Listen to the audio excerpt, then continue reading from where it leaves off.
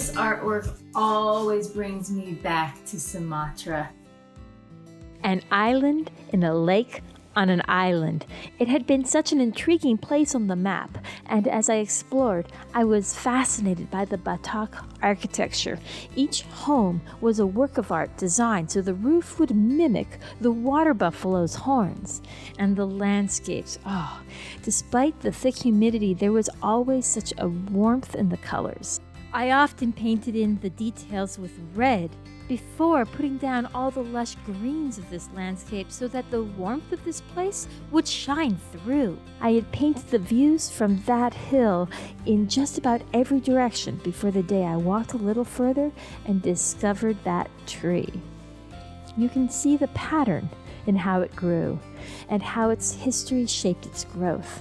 Really, every tree follows the same basic pattern, but its unique story affects the shape it takes over its life. So, inspired by that day, I went out looking for other stunning trees.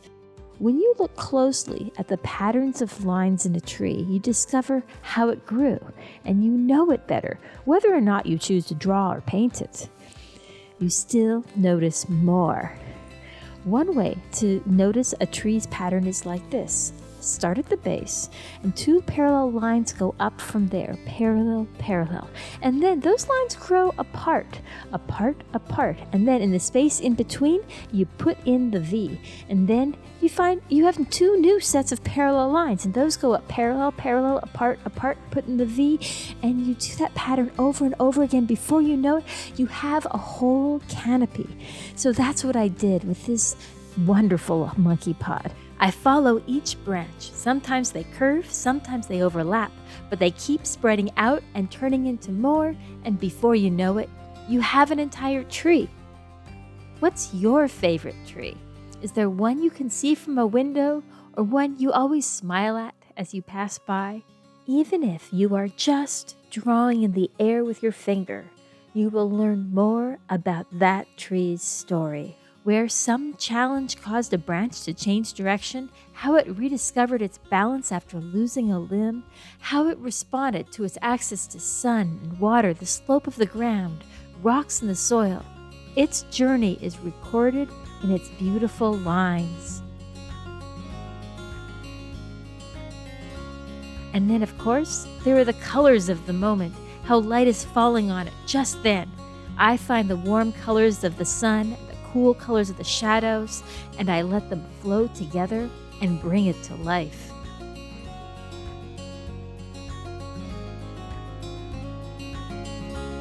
Sometimes I go straight in with a paintbrush, starting thick at the base and letting my brush lift and become thinner as I reach up into the branches.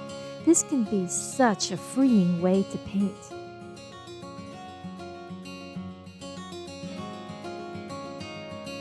Look again at the trees you see every day.